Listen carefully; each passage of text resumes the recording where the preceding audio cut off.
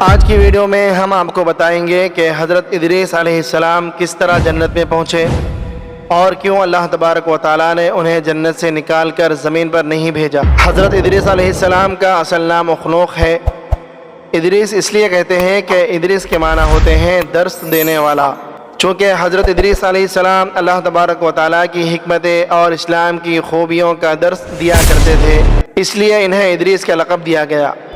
حدیث ابو ذر میں بیان ہوا ہے کہ حضرت ادریس علیہ السلام پر 30 صحیفے نازل ہوئے، اور بعض روایات سے معلوم ہوتا ہے کہ وہ پہلے شخص ہیں جنہوں نے قلم سے لکھنا شروع کیا اور کپڑے سی کر پہنے۔ ان سے پہلے لوگ درختوں کے پتوں سے سطر پوشی کیا کرتے تھے۔ حضرت ادریس علیہ السلام درزی کا کام کرتے تھے اور ساتھ ہی اللہ تبارک و تعالیٰ کا ذکر بھی کیا کرتے تھے۔ بہت سی معتبر اسناد کے مطابق حضرت امام جعفر صادق علیہ الرحمہ سے منقول ہے کہ مسجد سہلا حضرت ادریس علیہ السلام کا مکان تھا، جہاں پر وہ درزی کا کام کیا کرتے تھے اور نماز پڑھتے تھے۔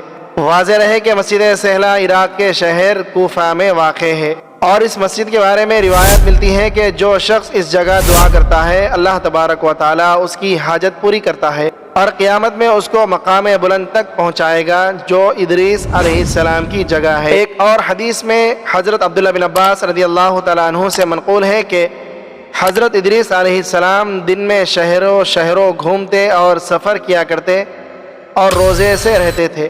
جہاں رات ہو جاتی وہیں پر قیام کر لیتے، وہیں ان کی روزی ان کو پہنچ جاتی تھی۔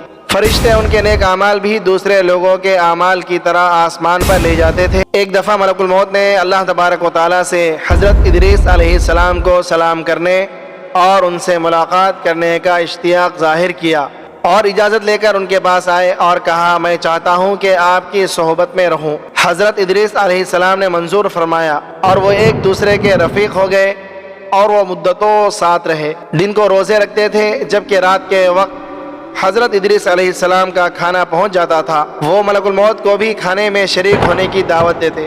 وہ کہتے تھے کہ مجھ کو ضرورت نہیں ہے اور نماز میں مشغول رہتے۔ حضرت ادریس علیہ السلام تھک کر سو جاتے تھے، لیکن ملک الموت کو نہ سستی لاحق ہوتی نہ وہ سوتے تھے۔ اسی طرح چند روز گزرے، یہاں تک کہ ایک روز وہ انگور کے باغ کی طرف سے گزرے۔ انگور پکے ہوئے تھے۔ ملک الموت نے پوچھا، کیا آپ پسند کرتے ہیں کہ ہم بھیڑ کا ایک بچہ انگور کے چند خوشے لے لیں اور شام کو آپ اسی سے افطار کر لیں؟ حضرت ادریس علیہ السلام نے کہا، سبحان اللہ، میں تم کو اپنے مال سے کھانے کی دعوت دیتا ہوں تو تم انکار کرتے ہو، اور مجھ کو دوسروں کا مال بغیر اجازت کھانے کی دعوت دیتے ہو۔ تم نے میرے ساتھ رہ کر خوب دوستی ادا کی ہے، بتاؤ تم کون ہو؟ کہا کہ میں ملک الموت ہوں۔ حضرت ادریس علیہ السلام نے کہا، تم سے میری ایک حاجت ہے۔ انہوں نے پوچھا، کیا؟ کہا، چاہتا ہوں کہ مجھ کو آسمان پر لے چلو۔ تو ملک الموت نے اللہ تبارک و تعالیٰ سے اجازت لے کر ان کو اپنے پروں پر بٹھایا اور آسمان پر لے گئے۔ پھر حضرت ادریس علیہ السلام نے کہا، میری ایک دوسری حاجت بھی ہے۔ پوچھا، وہ کیا ہے؟ کہا، میں نے سنا ہے کہ موت بہت سخت ہے، میں چاہتا ہوں کہ اس کا کچھ مزہ بھی چکھوں تاکہ سمجھوں کہ وہ ویسے ہی ہے جیسا کہ میں نے سنا ہے۔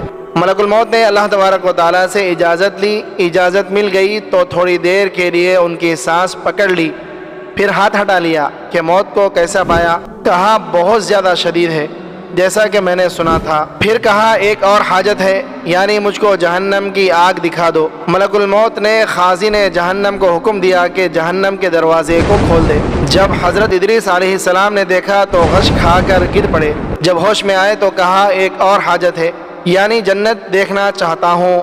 ملک الموت نے جنت کے خزینہ دار سے اجازت لی اور ادریس علیہ السلام جنت میں داخل ہو گئے اور کہا، اے ملک الموت، اب میں یہاں سے باہر نہیں آؤں گا، کیونکہ اللہ تبارک و تعالیٰ نے فرمایا ہے کہ ہر نفس کو موت کا ذائقہ چکھنا ہے، اور میں نے چکھ لیا ہے۔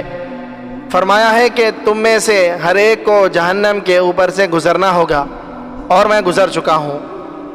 اور جنت کے بارے میں فرمایا ہے کہ اہل جنت سے باہر نہیں جائیں گے، اور اس طرح حضرت ادریس علیہ السلام جنت میں رہ گئے اور ابھی تک جنت میں ہی موجود ہے۔